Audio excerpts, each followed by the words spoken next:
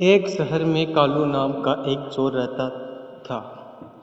चोर रात के समय चोरी करता था। चोरी करते समय कालू बहुत होशियारी से काम में लेता था। घर में उसकी पत्नी कोमल और एक 5 साल का बेटा था। एक दिन वह एक घर में चोरी कर रहा था। तभी उसने देखा एक कमरे में एक बॉक्स रखा है। चोर झट से उस कमरे में पहुंच जाता है। कमरे के अंदर जाकर वह बॉक्स को गौर से देखता है। पुराना सा जंग लगा हुआ बॉक्स था।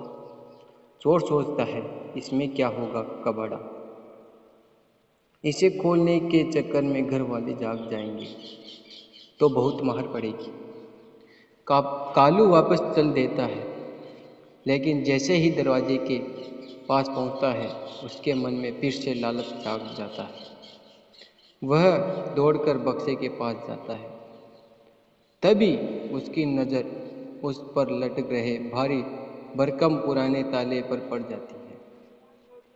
कालू, अगर इस ताले को तोड़ने की कोशिश की तो घर वाले जाग जाएंगे। एक काम करता हूँ, इस बॉक्स को अपने साथ ले चलता हूँ।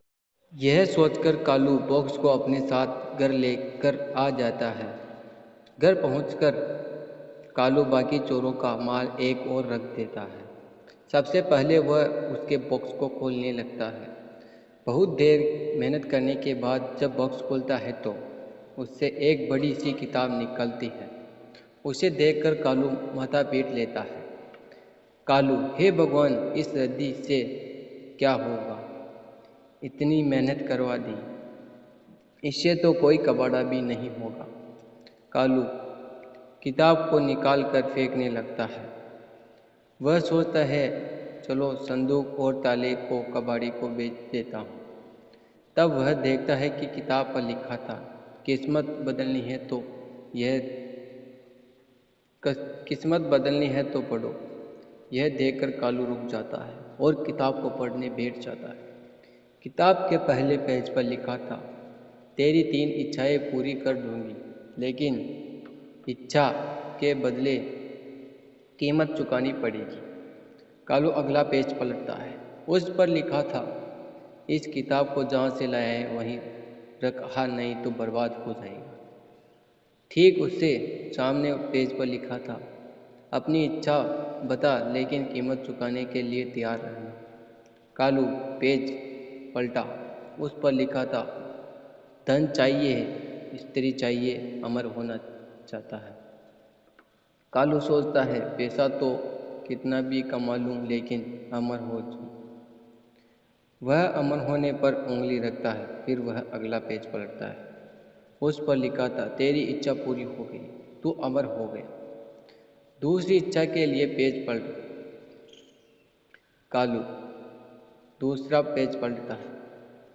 उस पर लिखा था, धन चाहिए है, राजा पाट चाहिए, सुंदर स्त्री चाहिए। कालू धन मांग लेता है। वह धन पर उंगली रख देता है। फिर अगला पेज पलटा। उस पर लिखा था, तेरा धन दौलत घर पर गया है, बहुत कुछ होता है। फिर वह तीसरा पेज पलटा। उस पर लिखा था, राजपाट चाहिए, सुंदर स्त्री चाहिए, तीनों इच्छा से पीछा छुड़काना चाहते हैं। कालू पर इस बार राजा पाट पर उंगली रख देता है। फिर वह अगला पेज पलटता है। उस पर लिखा था, तुझे कल रात गद्दी मिल जाएगी, अब कीमत चुकानी भारी पड़ जाएगी। पेज पलटता है। कीमत चुकाने के लिए अगला पेज पलटा। कालू जैसे ही अगला पेज पलटा, उस पर लिखा था, मुझे तेरा बेटा चाहिए। यह पढ़कर कालू रोने लगता। कालू, हे भगवान, जब मेरा बेटा ही नहीं रहेगा तो अमर रहकर क्या करूं? वह जल्दी से दूसरा पेज पलटता है। उस पर लिखा था, तेरी पत्नी चाहिए। यह पढ़कर कालू पागल सा हो जाता है। जब पत्नी और बेटा ही नहीं रहेंगे तो मैं अकेला रहकर क्या करूं? वह रोते हुए तीसरा पेज पढ़ता है। उस पर लिखा था, तेरे हाथ पैरों की शक्ति चाहिए।